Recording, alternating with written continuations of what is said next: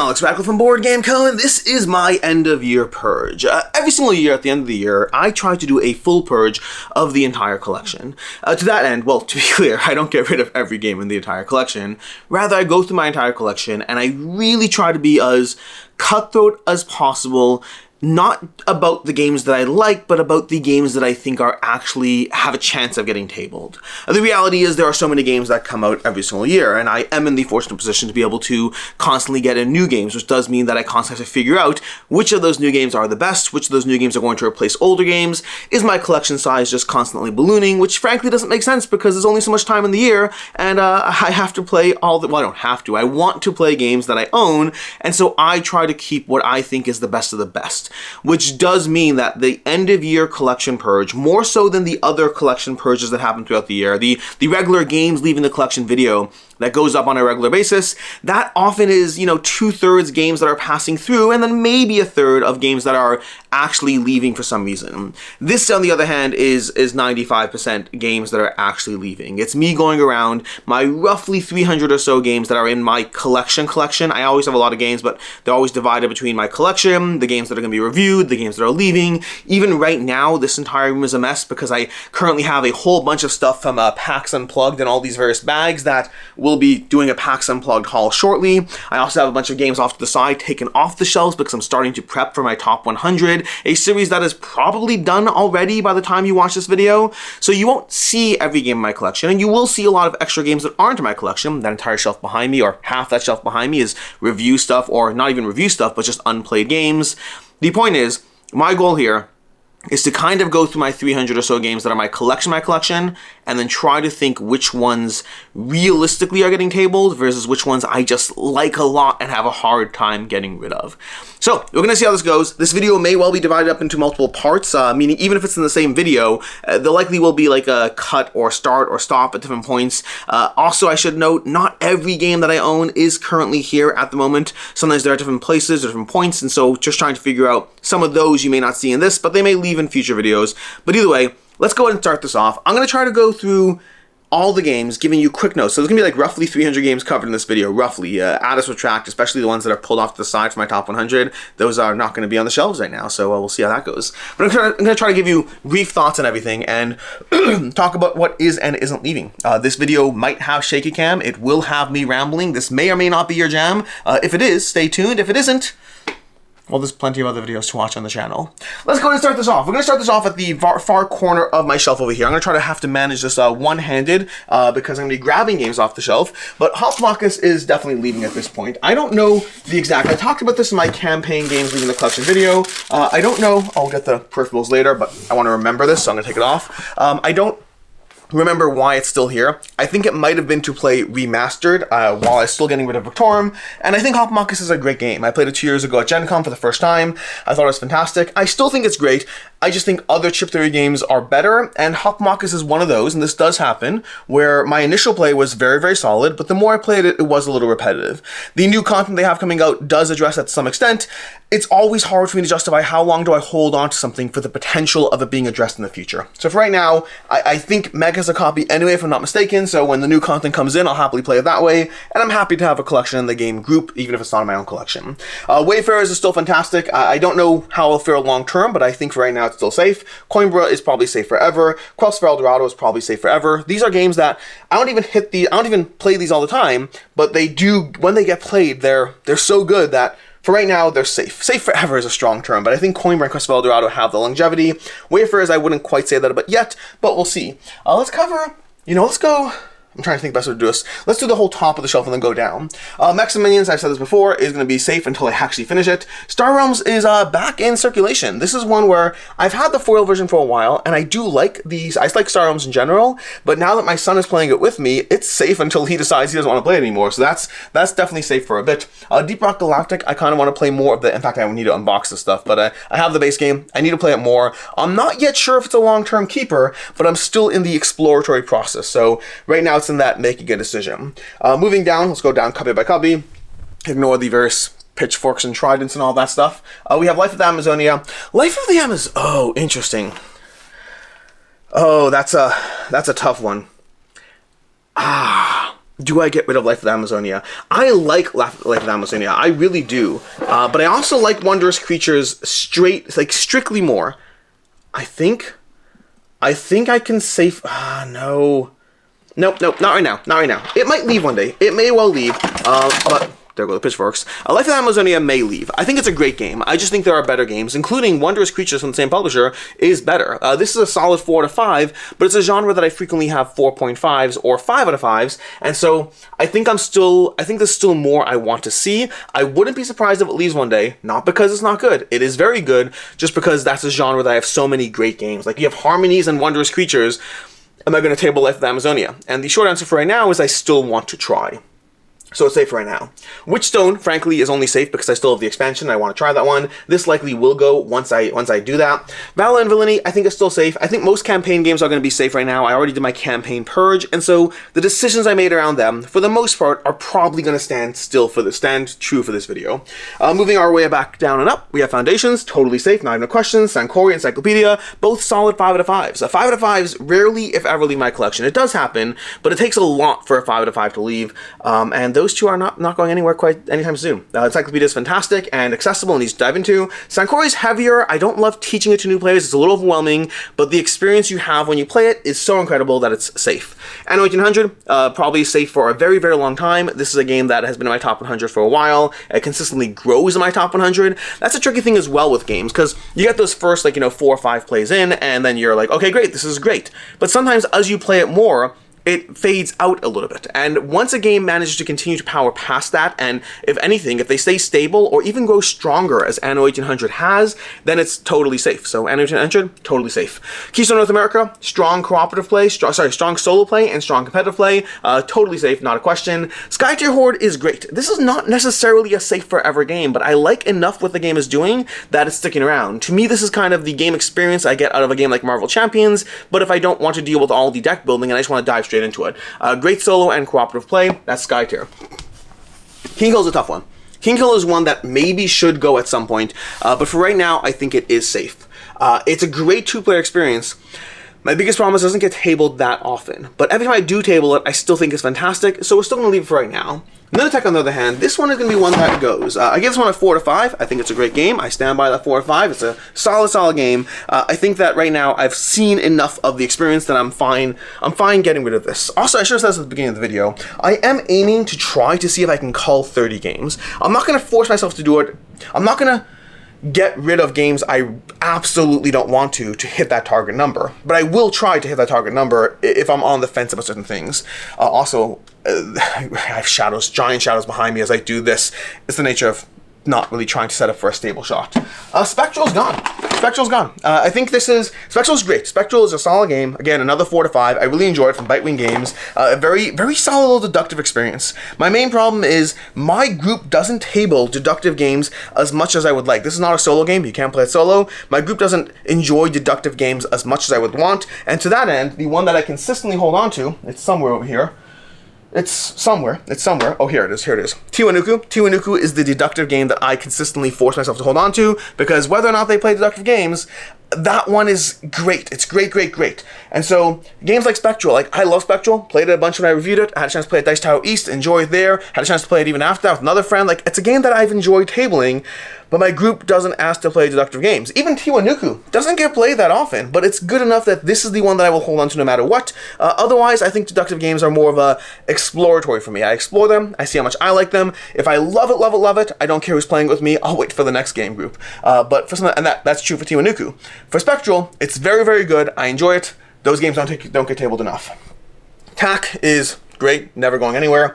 Captain Sonar. This is a very unique game, because this is the kind of game that is actually, this isn't screen because I never played this copy, but I have played Captain Sonar. This is a very specific, very unique game for the right setting with the right people. If you have 8 people who are willing to sit down and table it, it's such an experience. This is a weird one because it's the kind of game I might hold on to play it once every 3 years, but the experience is so unique that no other game gives that to you that I want that in my collection. I want a great 8-player cooperative team-based game, so Captain Sonar sticks around. Ragnarok's totally safe, a great solid abstract puzzle game. My City, a great game. This version, I think I'll always have a version of My City around because I just think it's so much fun. My City Roll and Build. It's called Roll and Build. I think it's called Roll and Build. My Island, not so much. That one's probably going as soon as I finish reviewing it or playing it. I may even not finish playing it. We'll see.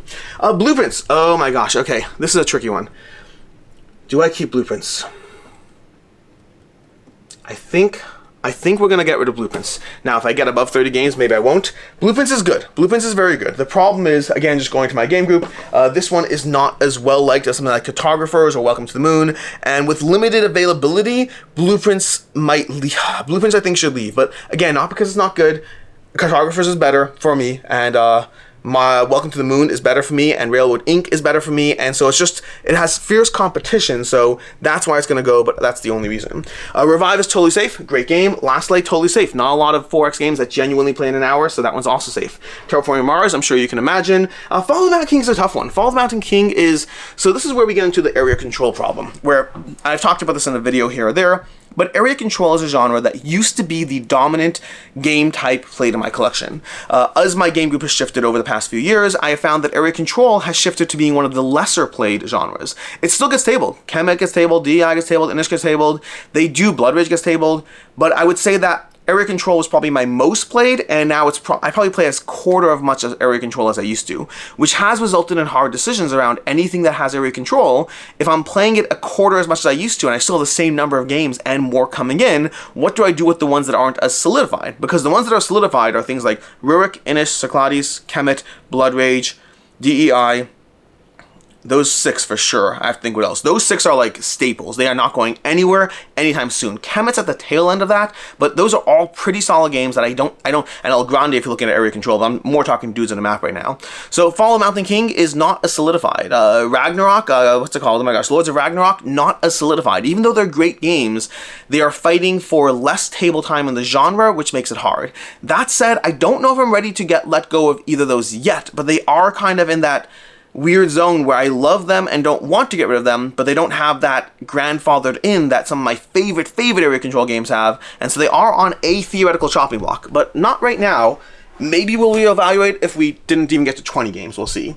APRE is pretty safe. Adventure Tactics, I think this is just gonna, I don't know. Like, my daughter has expressed interest, but she's playing Lorcana now, but I am a sucker for anything that my kids have expressed interest in, because like, what am I going to do? Get rid of a game that they want to spend time with me? So I think Adventure Tactics is safe right now. Gantrover's Empire's Age of Discovery, I actually got rid of this in last year's end of year purge, and sometimes I do this, I probably will do this year as well. I will sometimes go back to the 30 or so games that I got rid of and then reevaluate. I'll be like, okay, you know what, that was great, that was in the moment, and now I'm having doubts and second thoughts. And so, Empires I pulled off the shelf. I had doubts, I had second thoughts. It's a great experience. I don't know if it'll last forever.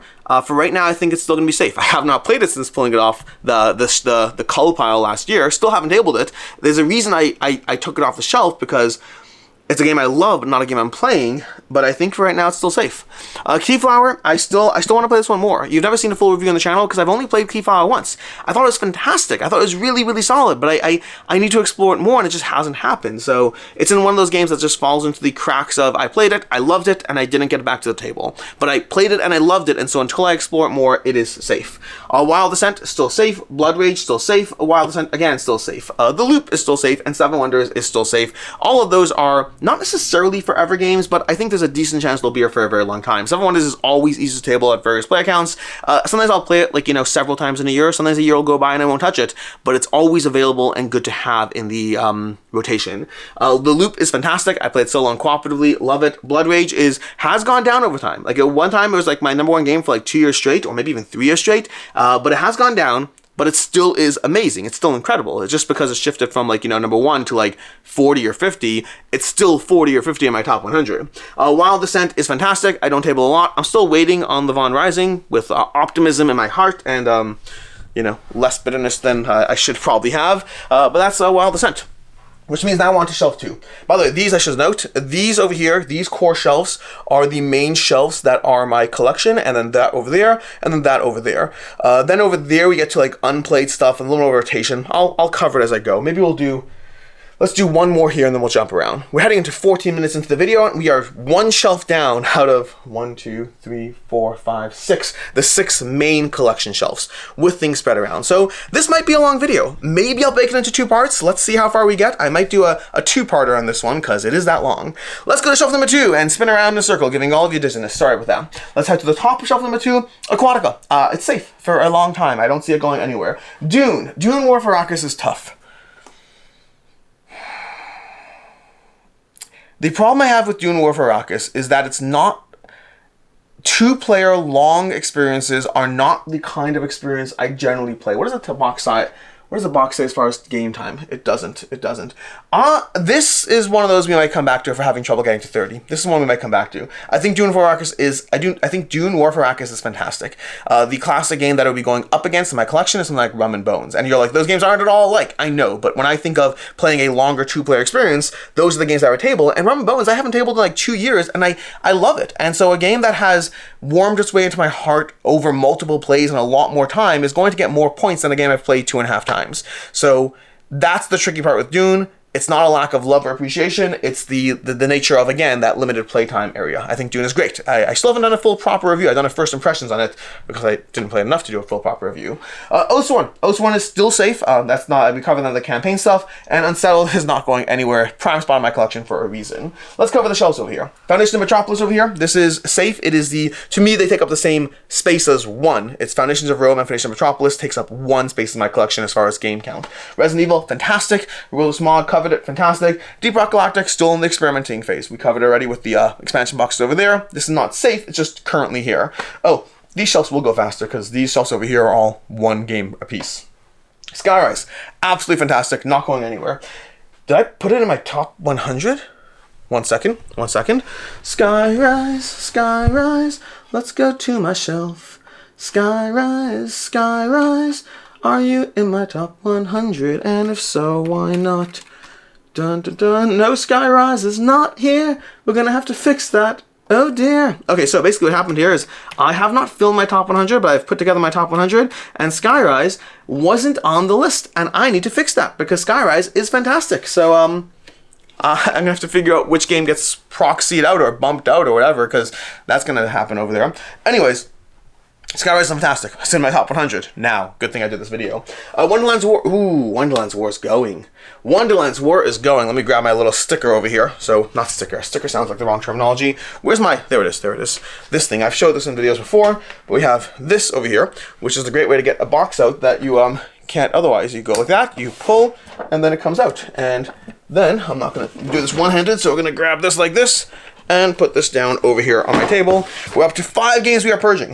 Wonderland's War is great. Here's the problem with Wonderland's War. It's a great game, but it goes into that area control problem, and it's too long. I think it's an excellent experience, but it is too long as far as tabling it, so for right now, it's go. How look haunted this look. Let's shift a bit. So, Wonderland's War is gone. We have Rise and Fall, fantastic game. I haven't played it since I got it. This could even be a top 100 game if I played it. This is a prototype I covered. I think it's great. I want to table it. Honestly, my top 100 might shift more depending on what I play while I'm still dealing with filming and all that. Whistle Mountain and Santorini, solid games that are totally safe. Whistle Mountain at one point I got rid of, and then my friend was talking about it, and we played it, and I grabbed it right back and put it on the shelf, and I have played it multiple times since then. I think it's a great game. Yinsen Sar, and Ra's a clean auction. I'm haunted again. Either way, let's shift a bit. There we go. Ra is a clean auction game. I played it recently at WSPG. I don't think it's a game that's going to get tabled all the time, but I think if you're looking for a good, clean auction game with tough decisions, Ra does hit that. So I think Ra's safe right now. Gingopolis is amazing. It's stucking around. Yins and Sar are good abstracts that are good to have in the collection. I think abstracts have an accessibility that is nice. So games like Ragnarok's, Tak, Yins, Sar, Santorini, I don't have an abundance of abstracts. I think having like those 5 abstracts, Mythic Mischief 2, but that's a little harder to, when you're thinking of an abstract that is easy to like make accessible to someone who's not necessarily into games. Those other 5, even Ragnarok is pushing it, but those other ones are great ones to introduce people to. So I think they're safe on that merit. Isis Vanguard, we covered this in the campaign. Not getting rid of right now. Endeavor Deep Sea, fantastic, sticking around. Quad Heroes, it's amazing. I'm still waiting second edition. That's not going anywhere. It's top 100 game, and that covers shelf number 2. Oh, Elder Scrolls Shelf Second Era. That is also safe. We're gonna go ahead and a little scooch around the floor over here as I get closer to the light. That's making me look haunted. We have the Phantom de Opera. That's a tricky one because it's always one that I think of when I think of culling games, but the reality is that I do frequently pull it out on table. It's a regular game that does continuously hit the table. For whatever reason, like when I'm looking at older titles that I'm keeping because I love them but I don't play them, that's the thing where the angst is. Le Phantom is one that I would technically consider getting rid of, but I table it on a regular basis. Regulars, just to be on the same page, regular for me means anything that gets tabled, let's say, at least twice a year. Anything that gets tabled at least twice a year is a regular game. With 300 games in my collection, I think that's reasonable. But Le Phantom Opera easily gets tabled twice a year. Canvas, totally safe, not going anywhere. Root goes into that area control problem. It's sticking around. It's so good. It's so good at what it does, but it is one that gets less and less play as my group dynamics have shifted. Monumental. Still safe for now. Just got African Empires. It's not a forever game for me. It's not, but it is safe for right now. Iridia, well, I shouldn't say it's not. I don't think it's a forever game, but I'm still holding on to it. Iridia, the Path We Dare Tread. If you've seen any of my content around that, you know that's sticking around completely and totally. We have Unconscious Mind, absolutely fantastic. Deliverance, ooh. Deliverance isn't always the best experience, but it has some of the best powers and abilities and upgrading, and it is easy to table relative to other games. I think Deliverance is safe for right now. I don't know if it's a forever game. It's very good. There's a lot of good games in that genre. I think it's safe for right now. The powers and abilities are chef's kiss. They're incredible. And so the way you power up your character is so good that it overcomes the parts of the game that are not as good. And so I think for right now it's safe. Master of the Universe, the board game. This one has actually gone down in my rankings. It exited my top 100 this year. I still think it's great and still safe for now.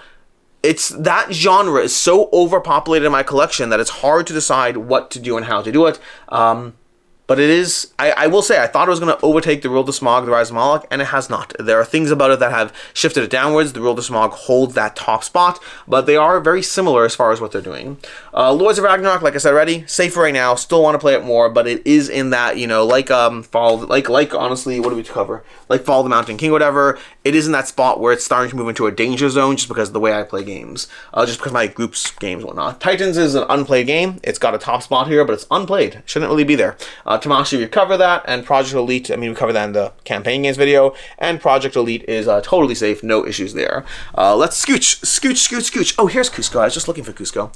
Anyways, Zombicide Black Plague, great game, not going anywhere anytime soon or possibly ever. Cusco, amazing game. To me, it's the best Queen Games game in the sense that it is the one that has the best production update as well as the better rules update. So both the game and the visual aspects are both better, which I think for the Queen Games collection so far, it's usually been either or. It's either visually better or the rules are better. Usually not both. Cusco is the exception for me so far. Dune Imperium, still safe. I have Dune Imperium Uprising. One of those is probably going, but I have to play Uprising first to make that decision. Endeavor, Age of Sail. That's almost certainly... Oh, you can't see it because of the black brightness. There we go. Endeavor, Age of Sail. That one's going to go after I play more Endeavor Deep Sea and Endeavor, Age of Sail, hopefully back to back. At a certain point, I might just make... Nope, I'm doing it right now. I'm making the determination. Because here's the problem. I was holding on to...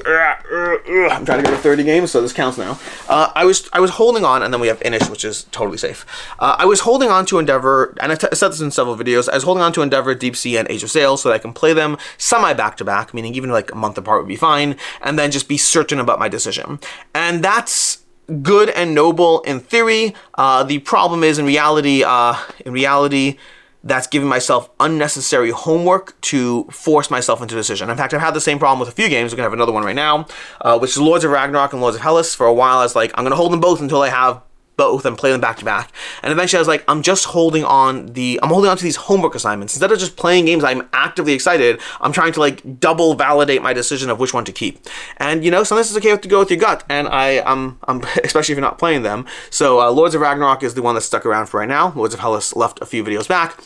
Endeavor Deep Sea is leaving now because, like I said already, making those decisions. And we're going to see another one that is leaving shortly. And another area control problem.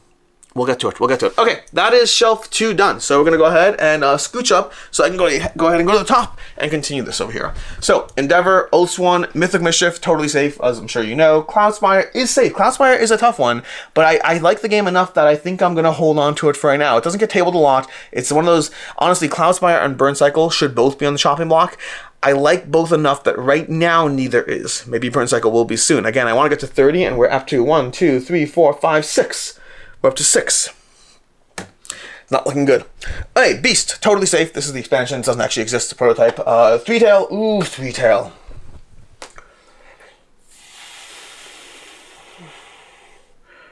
I'm going to hold on to Three-tail for right now. Three-tail's a great game. It's a great game. I really enjoyed it. It's just stat building the board game. But it's very satisfying stat building as you try to power up your character in different ways and just try to up their stats and then do all the things. I like Three-tail enough that I'm going to hold on to it for right now, but it might, if we're trying to get to 30, it might go there. Just because, again, it's not laying tabled enough. Planet Unknown, fantastic, easy to table game. Not necessarily the best game, but easy to table, easy to play, sticking around. Marvel Zombies, I'm sure you're familiar, sticking around. Cyberpunk. Cyberpunk goes into that, the 2077. This is not the go on board version, this is the CMON version. It is a very different area control game. See previous notes about area control games that I really enjoy, but are having a harder time keeping up against just less area control time. Cyberpunk is the one that I think next year's Purge, Cyberpunk, and Fall of the Mountain King, and what other one I mentioned? Lords of Ragnarok. I think all 3 of those are up for culling next year. They are not up for culling this year. They are up for culling next year. So hold me to that. It doesn't mean that they will go. Like, if I've played them more and I'm like, yay, then great. If I haven't played them at all by next year, then I have to start being real about my group's shift from area control games to being a lot lesser played and just having to keep the best of the best. And those are all very good games. They're not the best of the best. Yucatan, on the other hand, this goes to Yucatan versus Kemet. And this is a tough one. I'm going to put this on the cull.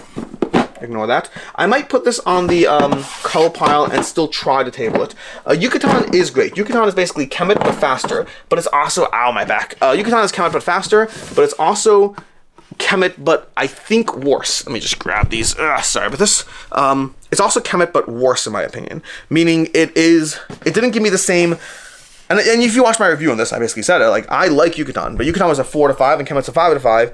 And I kind of want to give it more time and more plays, but again, same problem. Like, what do I do when I already have a gut instinct as to which game is going to be better for me?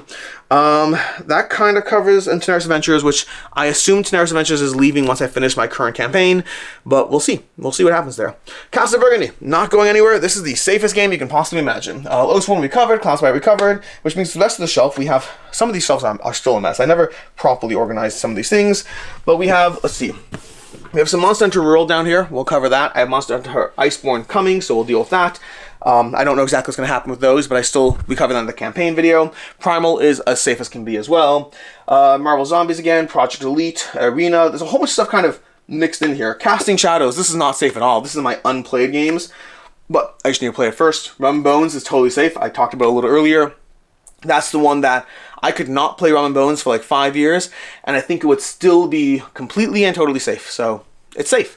That is Rum and Bones. We have Masters of the Universe we covered, and a bunch of assorted stuff over here. This is kind of a hodgepodge of collectible stuff that I'm not diving into, but I'm not like, it's not really in my collection per se. I don't know how you classify that, but we have Battle Dome over here. Not Battle Dome. Neopets Battle Dome, which is fun, but it's not going to be the TCG I dive into.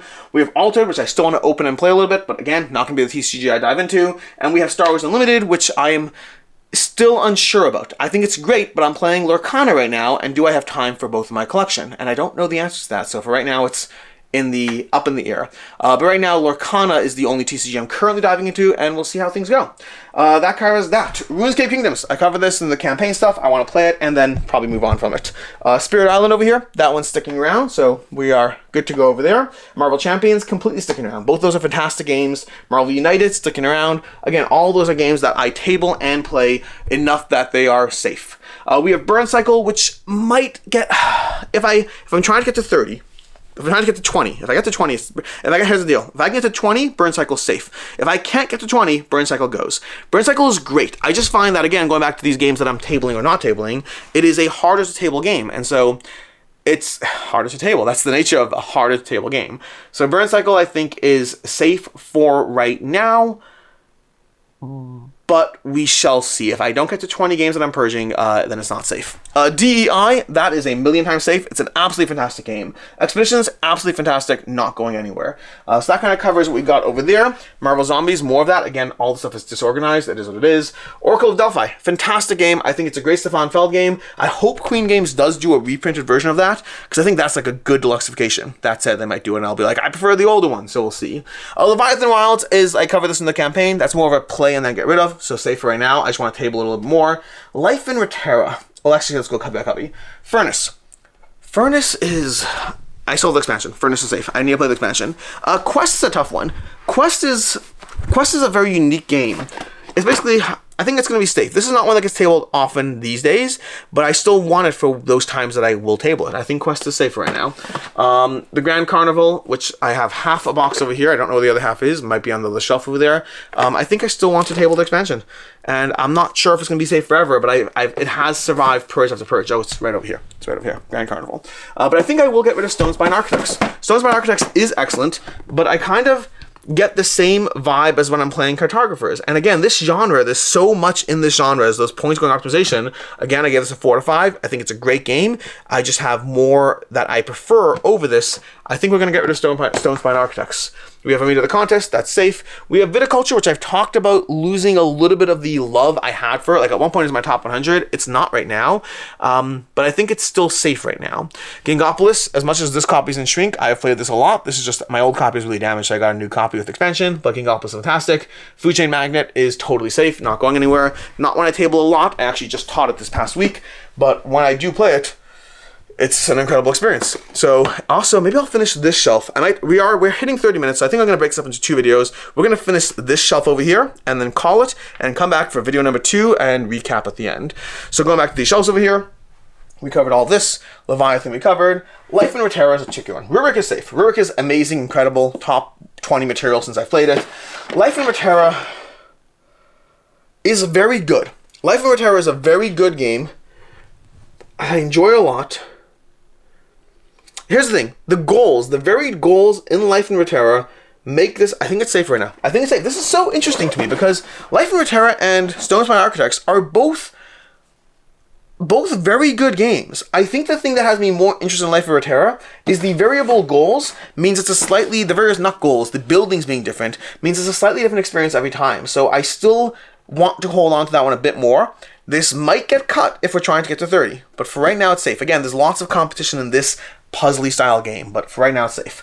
Slay the Spire, safe. Ticket to Ride Legends of the West, totally safe. I want to play this again. The Witcher, incredibly safe. More DEI, more Burn Cycle, all safe. Caverna arguably should be up for culling, but I think it's fantastic. I don't play it as much as I like, and there's a lot of heavy games in that genre, but I think it's fantastic. It's sticking around. Feast for Odin, totally safe, because it's amazing and incredible. Ankh is technically gone. Ankh is a weird one. I got rid of Ankh in a culling video, and my son loves playing with the miniatures, and he's like, don't get rid of it. So this one stays, but that's because my son likes playing with the miniatures, and I'm not averse to the option of playing Ankh because now it's in the collection again. But Ankh should arguably be gone if I was just evaluating it. If my son didn't want the miniatures, this would be gone. This still gets played by him, and I don't mind having it available. That's why Ankh is here.